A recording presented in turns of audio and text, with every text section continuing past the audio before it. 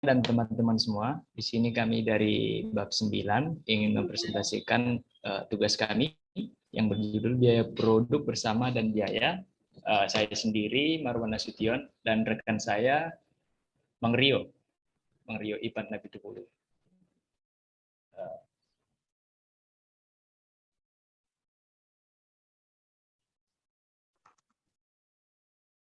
Adapun tujuan pembelajaran kita di sini yang pertama menjelaskan pengertian produk bersama dan produk sampingan. Dan yang kedua mengidentifikasi produk bersama dan produk sampingan pada titik pemisahan atau yang disebut dengan split off pada situasi terjadinya biaya bersama atau joint cost. Yang ketiga itu menjelaskan perlunya melakukan alokasi biaya bersama yang timbul sampai titik pemisahan. Selanjutnya menerangkan metode-metode untuk mengalokasikan biaya bersama atau joint cost ke produk-produk bersama atau joint product. Yang selanjutnya membedakan keunggulan dan kelemahan masing-masing metode alokasi biaya bersama ke produk bersama. Dan yang selanjutnya menerapkan metode perhitungan produk sampingan dan mencatat pendapatan yang diperoleh dari produk sampingan. Pokok pembahasannya yang pertama konsep produk bersama, yang kedua karakteristik produk bersama, produk sekutu, dan produk sampingan. Yang ketiga akuntansi produk bersama. Adapun yang disebut dengan produk bersama adalah produk-produk yang diriliskan dari proses secara serentak atau joint proses sampai titik pemisahan menggunakan bahan baku, tenaga kerja, dan overhead yang sama. Adapun produk adalah semua output yang memiliki nilai jual positif atau yang disebut dengan sebuah output yang memungkinkan organisasi menghindari biaya-biaya yang terjadi. Beberapa alasan perlunya alokasi biaya bersama. Yang pertama itu untuk mengetahui biaya per unit produk yang akurat. Selanjutnya prinsip pengakuan biaya atau joint principle. Yang ketiga untuk mengalokasikan biaya ke persediaan akhir maupun ke harga pokok penjualan. Selanjutnya untuk membantu menentukan tarif. Yang kelima untuk mendapatkan penggantian atas biaya produksi yang telah dikeluarkan apabila menggunakan sistem kontrak. Yang terakhir untuk mendapatkan klaim atas asuransi. Adapun contoh produk bersama seperti pengolahan susu menjadi keju, mentega susu, dan krim susu. Ada juga contoh yang kedua seperti pengolahan minyak bumi menjadi bahan bakar, bensin, dan minyak tanah. Yang kedua itu karakteristik produk bersama, produk sekutu, dan produk sampingan. Produk bersama dan produk sekutu memiliki karakteristik sebagai berikut. Yang pertama itu produk bersama dan produk sekutu memiliki tujuan utama kegiatan produksi. Yang kedua, harga jual produk bersama atau produk sekutu yang relatif tinggi bila dibandingkan dengan produk sampingan untuk dihasilkan pada saat yang sama.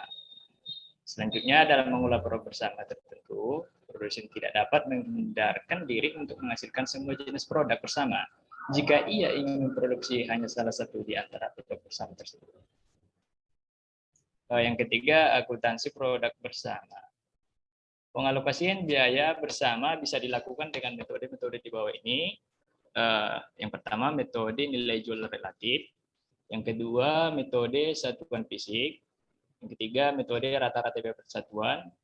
Yang keempat, metode rata-rata tertimbang. Yang kelima, metode nilai pasar hipotesis. Yang keempat itu akuntansi produk sampingan atau biaya produk. Produk sampingan merupakan hasil insidentil dan yang tidak dikehendaki dari proses bersama atau yang disebut dengan joint process. Biaya produk sampingan tidak dibebani dengan biaya bersama atau joint cost. Terdapat beberapa metode dalam memperlakukan produk sampingan, yaitu metode harga pokok atau non-cost method. Yang kedua, metode harga pokok atau cost method. Metode yang dipakai untuk mengkalkulasikan harga pokok produk sampingan adalah yang A, pengakuan pendapatan kotor, B, pengakuan pendapatan bersih, C, metode biaya pengganti atau replacement cost, D, metode harga pasar atau reversal cost. Selanjutnya disambung oleh rekan saya, Bang Rio. Oke, terima kasih teman saya, Bang Marwan Nasution. Di situ Bang Marwan tadi telah menjelaskan bagaimana tujuan pembelajarannya. Di sini saya akan melanjutkan. Untuk memudahkan pemahaman berikut, diilustrasikan sebagai tabel berikut. Bisa kita lihat di slide. Di produksi produk A, biaya produk 30.000 per unit. Biaya produksi sama dengan 60.000. Biaya bahan baku sama dengan 30.000. Biaya tenaga kerja langsung sama dengan 15.000. Biaya overhead pabrik sama dengan 15.000. Penjualan produk utama sama dengan 20.000 per unit. Harga jual 4 per unit. Nilai jual produk sampingan sama dengan 4.000. Biaya operasional produk utama sama dengan 30.000. Kita lanjut ke A. Pengakuan pendapatan kotor. Di sini tertulis laporan laba rugi adalah penjualan produk utama 25.000 unit dikali 4 sama dengan 100.000.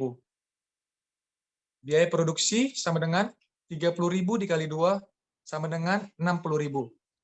Persediaan akhir sama dengan 5.000 dikali 2 sama dengan 10.000. Jadi laba kotornya adalah 60.000 dikurang 10.000 sama dengan 50.000. Ditambah biaya operasional sama dengan 30.000 dan laba operasi sama dengan 20.000. Produk sampingan sama dengan 4.000. Jadi jumlahnya adalah 24.000. Kita masuk ke bagian B, pengakuan pendapatan bersih. Laporan laba rugi. Penjualan produk utama 25.000 unit dikali 4 sama dengan 100.000. Produk sampingan sama dengan 4.000. Biaya produksi 30.000 dikali 2 sama dengan 60.000. Persediaan akhirnya adalah 5.000 dikali 2 sama dengan 10.000. Yang kita ketahui 60.000 dikurang 10.000 sama dengan 50.000. Laba kotornya 54.000, biaya operasionalnya 30.000. Sekarang kita masuk ke bagian C, metode biaya pengganti atau replacement cost. Laporan laba ruginya adalah penjualan produk utama 25.000 dikali 4 sama dengan 100.000. Biaya produksinya adalah 30.000 dikali 2 sama dengan 60.000. Persediaan akhirnya 5.000 dikali 2 sama dengan 10.000. Totalnya adalah 50.000. Masuk ke penjualan produk sampingan adalah 4.000, maka 50.000 dikurang 4.000 sama dengan 46.000. Laba kotornya adalah 44.000. Biaya operasionalnya adalah 30.000. Jadi labanya adalah 24.000. Masuk ke bagian D, metode harga pasar atau reversal cost. Laporan laba ruginya sama dengan yang tadi, produk utamanya adalah 25.000 unit dikali 4 sama dengan 100.000. Biaya produksinya adalah 30.000 dikali 2 sama dengan 60.000. Penjualan sampingan sama dengan 4.000. Biaya produksi netnya 30.000 dikali Rp 1,87 adalah 56.000. Persediaan akhirnya 5.000 dikali Rp 1,87 sama dengan 9.350. Laba kotornya adalah 53.350. Biaya personalnya 30.000. Jadi jumlah totalnya adalah Rp23.350. Laporan laba ruginya sebagai berikut. Penjualan produk utama 25.000 unit dikali 4 sama dengan 100.000. Biaya produksinya adalah 30.000 dikali 2 sama dengan 60.000. Penjualan sampingannya adalah 4.000. Biaya terpisahnya adalah 500. Biaya operasionalnya 200. Produk sampingan netnya adalah 3.000. Biaya produksi netnya 30.000 dikali 1,9 sama dengan 57.000. Persediaan akhirnya adalah 5.000 dikali 1,9 sama dengan 9.500. Jadi total laba kotornya adalah 47.500 dan biaya operasionalnya 30.000. Jumlah dari semuanya adalah 22.500. Oke, mungkin itu saja yang bisa saya jelaskan dari berbagai metode-metode yang ada tadi dari judul kami. Ya, bila ada teman-teman yang ingin bertanya atau memberikan masukan kepada kami berdua, kami persilakan. Maksimal 2 pertanyaan ya, teman-teman. Oke, silakan. Izin Mas, bertanya Mas. Oke Mas, silakan. Oh sebentar Mas, ambil pulpen dulu, sebentar. Oke, silakan Mas, gimana Mas? Apakah metode alokasi biaya bersama dipakai untuk produk sampingan? Udah dikirim Kak Dewi kok rekodnya. Mana tadi? Apakah metode alokasi biaya bersama dipakai untuk produk sampingan? produk sampingan ya Mas? Oke, pertanyaan pertama. Boleh yang kedua? Siapa? Pertanyaan terus lah. Balas dendam nih. Ya silakan Mas. Bang, boleh nanya Bang? Oh, silakan Bang. Nggak lebih dari 2 pokoknya. Karena Bu Elvina juga mau cepat. Bang, saya bertanya Bang. Halo Bang, saya bertanya Ya. Bang. Ya Bang, silakan Mas. Bang, saya mau nanya, kapan sih suatu produk itu digolongkan sebagai produk sampingan Bang? Dan itu aja Bang. Jelas Bang Wan suaranya? Ya, jelas Bang. Bentar ya Pak. Kami akan mencoba menjawab. Kapan suatu produk digolongkan sebagai produk sampingan gitu ya Bang? Ya, pertanyaan pertama dari Mas Yogi tadi ya. Kami akan mencoba menjawab. Apakah metode alokasi biaya bersama dipakai untuk produk sampingan? Metode ini diterapkan pada perusahaan yang produk sampingannya digunakan sebagai bahan dalam proses produksinya. Sehingga tidak membeli dari pemasok karena biaya bersama dialokasikan ke produk samping sebesar harga beli atau biaya pengganti produk tersebut di pasar. Gimana Mas kira-kira? Oke, suun Mas. Oke, thank you Mas. Untuk pertanyaan Mas Raihan, sebentar ya Mas ya, coba mencari dulu.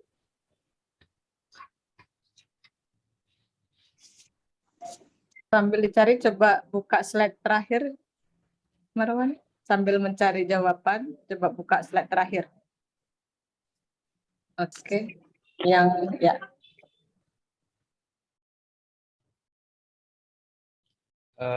Dari pertanyaan Bang Raihan tadi, kapan suatu produk digolongkan sebagai produk sampingan?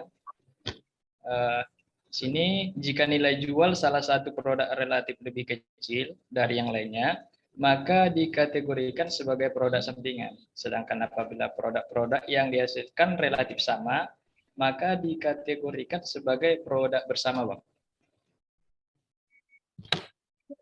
Oke Bang, baik Bang. Terima kasih ya Bang Wan.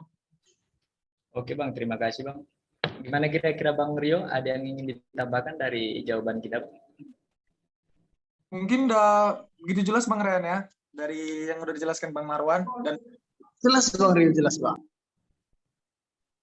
Bang Yogi, gimana Bang Yogi? Udah ini? Mantap Om.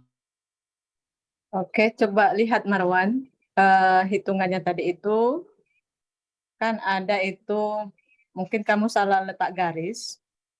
Yang di mana, Bu? Laba kotor itu sebesar 52.500, itu datanya dari mana? Iya. Salah letak garis kah? Iya Bu. Baguskan dulu garisnya. Di mananya garisnya?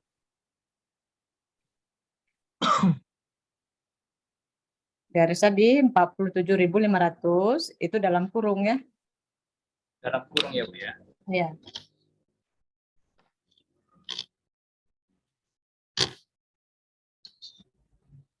Ya, Bu, nanti kami perbaiki ya, Bu. Saya perbaiki. Oke, coba slide selanjutnya sebelum ini. Ya. Ya, di sini ya, Bu ya. Ini lagi ya.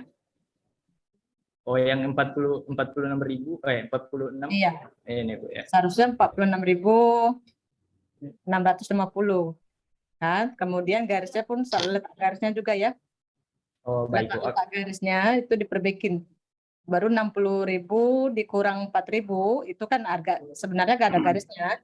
Baru dapat hasilnya 56.000. Oke ya.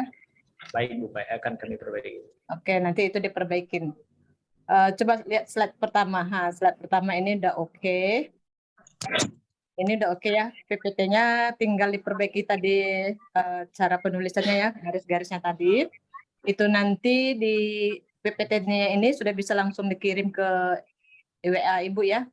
Kirim PPT-nya ke Ibu, kemudian buatlah videonya ya. Videonya nanti sebelum masuk ke ke YouTube, kirim dulu ke Ibu videonya ya. Baik. Oke, ini udah oke ya. Kira-kira ada yang mau bertanya, Bapak Ibu?